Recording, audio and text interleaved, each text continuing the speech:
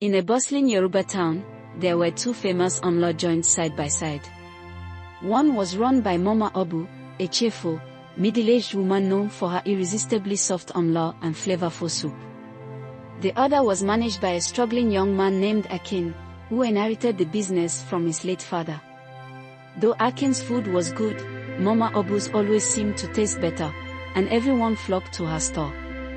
The villagers cannot do without eating Mama Aduke's food in a day. There's usually a long queue in front of her shop full of people who wants to buy Amala. Mama Aduke's food is special, customers would say. It feels like magic in our mouth. Akin's business started to suffer as more people abandoned his shop for hers.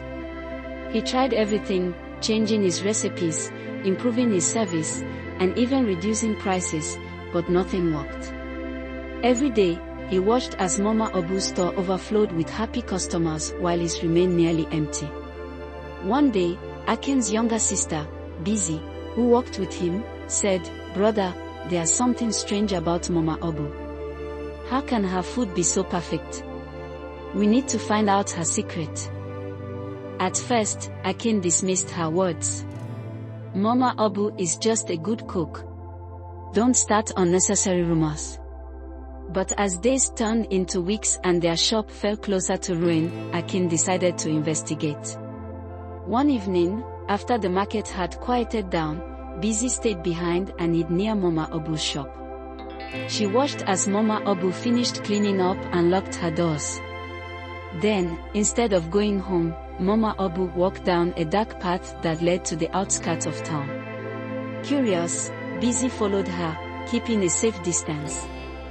The path grew narrower until it ended at a small, abandoned hut surrounded by tall trees. Mama Aduke entered the hut, and through a crack in the wall, Bisi peeped inside. What she saw made her blood run cold.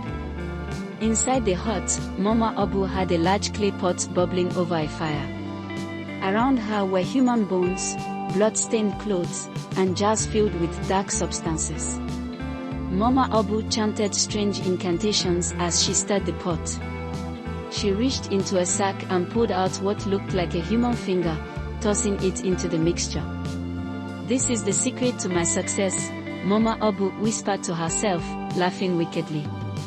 "No one can resist the taste of my Amala once it's touched by the spirits of the dead." Bisi covered her mouth to stop herself from screaming. She stumbled back, accidentally stepping on a twig. The sound startled Mama Aduke, who stopped chanting and turned sharply toward the noise. "Who's there?" Mama Aduke shouted, her eyes glowing with anger. Bisi ran as fast as her legs could carry her, heart pounding in her chest. She didn't stop until she reached home. One day, a little girl named Ayo, only 10 years old and her mother's only child, went missing. She had been sent to buy firewood but never returned. Her mother cried and begged the townspeople to help search for her. The entire community joined in, combing the forest and rivers, but Ayo was nowhere to be found. It wasn't the first disappearance. Over the past year, several children had gone missing in the area. Some villagers whispered that the town was cursed, while others blamed kidnappers. But no one could explain why so many children were vanishing. The next morning, Bisi told Akin everything. At first, he struggled to believe her, but the fear in her eyes convinced him. "We need to expose her," Akin said. "But we must be careful." The next night, Akin, Bisi, and two of their friends armed themselves with lanterns and sticks. They had decided to find out what Mama Aduke was up to. They waited until Mama Aduke closed her shop and followed her to the forest. When she entered the hut, they crept close and peeped through a crack in the wall. What they saw made their stomachs churn. Inside the hut was a large clay pot bubbling over a fire. Around it were blood-stained clothes, human bones, and jars filled with dark liquids. Mama Aduke was chanting as she stirred the pot. Then, the door creaked open, and two men entered, dragging a young girl tied with ropes. Bisi gasped. It was Ayo, the missing girl. "Good," Mama Aduke said, smiling wickedly. another fresh one. The spirits will be pleased. The men threw Ao onto the floor, and Mama Abu handed them a sack of coins.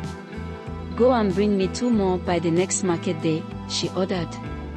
Akin and his friends couldn't stay hidden any longer. They burst into the hut, shouting, "Stop this wickedness!"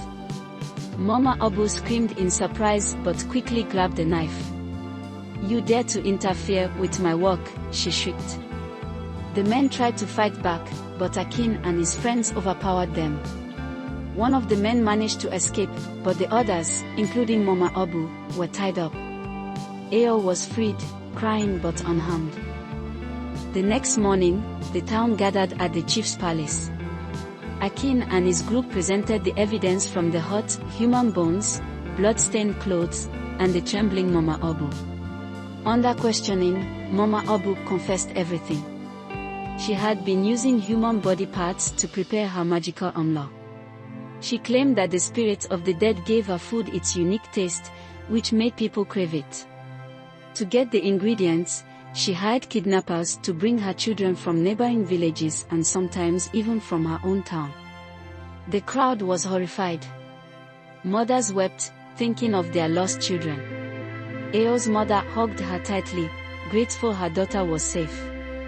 The chief declared that Mama Abu and her accomplices would face the full wrath of the law. Her shop was shut down, and the hut in the forest was burned to the ground. With Mama Abu gone, Akin's shop began to thrive again. People returned, grateful for honest food. Bisi became a hero for her bravery, and Ao's mother thanked her every day for helping to save her child.